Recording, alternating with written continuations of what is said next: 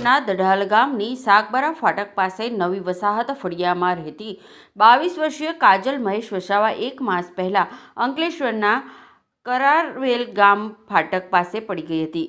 તેમને પેટમાં દુખાવો ઉપડતા ભરૂચની સિવિલ હોસ્પિટલ બાદ વધુ સારવાર માટે સુરત નવી સિવિલ હોસ્પિટલમાં દાખલ કરાઈ હતી, જ્યાં સારવાર દરમિયાન ગત 26મી નવેમ્બરે તેનું મોત થયું હતું। એ સમયે મૃતક કાજલના પિતા અને પરિવારજનો તેને વોર્ડમાં તરછોડીને જતા રહ્યા હતા, જેથી વોર્ડના ડોક્ટરે આ અંગે નવી સિવિલ પોલીસ ચોકીના પોલીસને જાણ કરાતા તેણે અંકલેશ્વર પોલીસને જાણ કરી હતી અને પોલીસે તેના શ્રમજીવી પરિવારના સભ્યોને શોધી સુરત સિવિલ હોસ્પિટલ ખાતે મોકલ્યા હતા। ત્યારબાદ નવી સિવિલ પોલીસ ચોકી ખાતે તેના પરિવારજનોએ કહ્યું હતું કે અમારી પાસે તેના અંતિમ સંસ્કાર કરવાના કે તેનો મૃતદેહ ઘરે લઈ જવા માટે પૈસા ન હતા। આ સાંભળીને સિવિલ પોલીસ ચોકીના કોન્સ્ટેબલ લક્ષ્મણ વસાવા ભાવુક થઈ ગયા હતા અને તેમણે આ લાચાર શ્રમજીવી પરિવારને મદદ કરવાનું નક્કી કરી તેમણે આદિવાસી સમાજના પોલીસના વોટ્સએપ ગ્રુપમાં આ અંગેનો મેસેજ પહોંચાડ્યો હતો। એ મેસેજ વાંચીને ગ્રુપના પોલીસ જવાનોએ કાજલના અંતિમ સંસ્કાર કરવા માટે એમ્બ્યુલન્સ સહિતના ખર્ચ માટે ₹35,000થી વધુ રકમ એકત્ર કરી કાજલના પિતા મહેશ વસાવાને અંતિમ ક્રિયા માટે મદદ કરી હતી।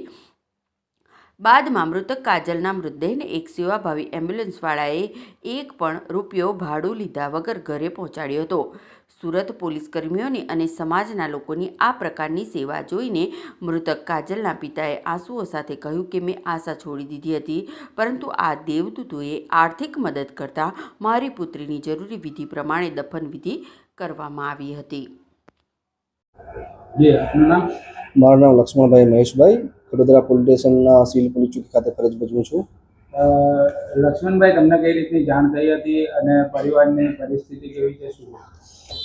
અમને આ સદર પેશન્ટ કાજલબેન મહેશભાઈ વસાવા 18 તારીખે અહીંયા સિવિલ ખાતે આવેલો હતા અને 26 તારીખે ચાલુ શરત દરમિયાન એમનું મરણ ગયેલું હતું। મરણ ગઈને જે મહેશભાઈ હતા તેમને છોકરીનું અહીંયા તરછોડીને પોતાના વતન પાસે ચાલી ગયેલા હતા, જેથી અમે અહીંયા વર્દી બાબતે જે તે પોલીસ સ્ટેશનને કોન્ટેક્ટ કર્યો હતો ને પોલીસ સ્ટેશનના માણસોએ મહેશભાઈને પાછા અહીંયા મોકલેલ અને અહીંયા અત્રે 6:30 વાગે જેવા આવેલ હતા અને પછી જાણવા મળ્યું કે એની આર્થિક સ્થિતિ ખરાબ હોય, જેથી અંતિમ વિધિ માટે એમનો કોઈ પણ રસ્તો ના હોય, જેથી અહીંયા તરછોડી મૂકીને ચાલી ગયેલ હતા। જે બાબતે અમે એ વસ્તુને ધ્યાનમાં લઈ અને એક માનવના માનવી રીતે કે આ જે બાબત કહેવાય કે એક પિતા પોતાની પુત્રીનો મૃતદેહ પણ ગામ ના લઈ જઈ શકતો હોય તો એથી મોટી શરમની વસ્તુ કોઈ ના કહેવાય, જેથી વિચારીને અમારા પોલીસ ગ્રુપ જે આદિવાસી પોલીસ ગ્રુપ છે એમાં અમે એના ફંડ રાઇઝ કરવા માટે અમે અપીલ મૂકી હતી અને એ અપીલ મારફતે અમને લમસમ અમને 39,301 રૂપિયા જેવા અમને ફંડ ભેગું થયું હતું અને એ ફંડનો અમે બીજા દિવસે જે બહેન કાજલ છે એમનું PM કરીને અત્રેથી વડોદરા પોલીસ સ્ટેશનના રાકેશભાઈ વસાવા તથા સામાજિક કાર્યકર્તા પ્રદીપભાઈ મારફતે અત્રેથી PM કરી 10 વાગ્યાના અરસામાં જે એમના પિતાના મહેશભાઈ એમને કબજો આપી એમના વતન મોકલેલ હતું અને ત્યાં જાણવા મળ્યું કે આ મહેશભાઈ જે છે તે છેલ્લા કેટલાક સમયથી આમ દારૂનું વ્યસન કરતો હોય અને ઘરમાં બી આવી આર્થિક પરિસ્થિતિનું બીજું કારણ બી ઊભું થતું હોય, જેથી અમે જે પૈસા રાઇઝ થયા હતા એમના બેન કાજલ માટે 12માની જે પણ વિધિ પૂરી થાય એના માટે અમે તેમને અનાજ તથા તેલ ને બધી વસ્તુનું સામગ્રીનું પૂરું પાડે એમ કરીને એ પૈસાના મારફતે અમે એમને લઈ આપ્યું હતું અને જે બીજા 15,000 લમસમ જેવા હતા 15,000 ને મહેશભાઈને 3-4 હજારની મેં રોકડ એ આપી કે ફ્યુચરમાં કંઈ એવું કંઈ બીજી પરિસ્થિતિ કે કંઈ એવું કંઈ બનાવ આ બાબતે કંઈ આમ તેમ થશે કે કાર્યવાહી કંઈ કરવાની રહેશે તે ફંડમાંથી જે તે ગામના સભ્ય અલ્પેશભાઈને અમે એ પૈસાને રૂબરૂમાં મહેશભાઈના હાથમાં આપીને આવેલું। નામ છે મહેશ મારું। મારી દીકરીને બીમાર હતી તહેસીલ મેં લઈ ગયો ભરૂચ 3 દાડા રહ્યો, પછી તહેસીલ મોકલી આપ્યા સુરત અમારે સિવિલમાં મોકલી આપ્યા, પછી ઓપરેશન કર્યું તો મેં કીધું ફરક પડી જાય તો 1-2 દાડા છૂટક કામ કરતા હતા અમે, તમે કંઈ રોકડી બોકડી છૂટક મળી જાય તો અમે પાછો જઈશ દવાખાને કીધું।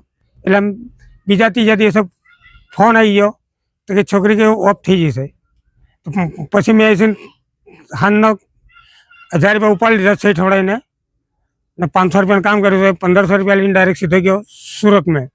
6 વાગે ગયો તો એ દવાખાનામાં જ્યાં હતી છોકરી ત્યાં છોકરી દેખાવા મળી ના મને, તો બીજા કઈ રૂમમાં હતો, ઉપર ગયો નીચે આવ્યો, 2-3 રૂમ ફર્યા મેં, છોકરી મળી નહીં, મેં કઈ ને કઈ થઈ ગયું છે, છોકરીને મારી દીધું.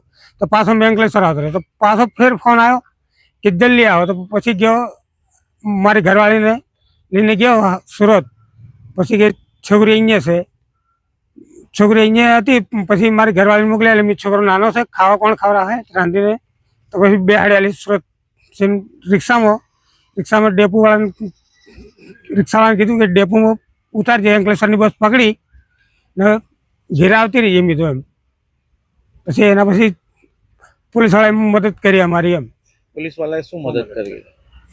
એમ્બ્યુલન્સ લાવી, પછી અહીંયા છોકરીને મારી લાવી, પછી વિધિના ખર્ચો પાણી કર્યો બધો.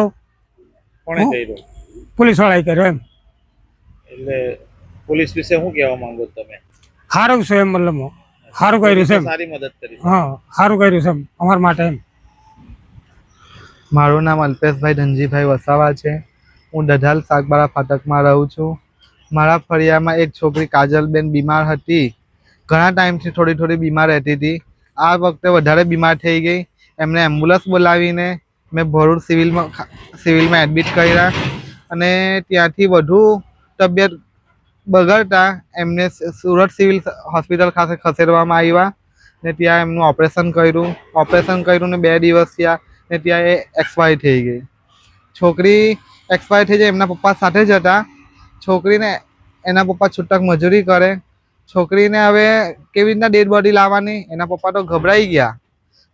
એના પપ્પા ઘરે પાછા, ડેડ બોડી ત્યાં રૂમમાં પડી રહી, ત્યાં એના પપ્પા ઘરે નહીં આવ્યા. ત્યાંથી પોલીસવાળાને મારા પર ફોન આવ્યો કે અલ્પેશભાઈ, આ મહેશભાઈની છોકરી એક્સપાયર થઈ ગઈ છે ને હવે શું કરવાનું. મેં કીધું સાહેબ, એમની પાસે પૈસા નથી, કશું નથી, તે કેવી રીતના ડેડ બોડી અહીંયાથી અહીંયા લાવવાના, ત્યાં પડતો હોય તો પતાવી દો તમે.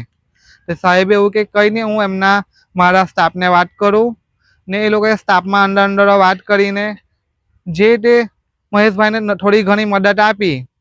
ત્યાંથી એમ્બ્યુલન્સ લાવ્યા, અહીંયા દફન વિધિનો ખર્ચો કર્યો, બધો ખર્ચો એમને ઉઠાવ્યો છે. પોલીસ જાણે કે ભગવાન બનીને પોલીસ આવ્યા છે. એમનો હું આભાર માનું છું ને પૂરા સ્ટાફનો આભાર માનું છું.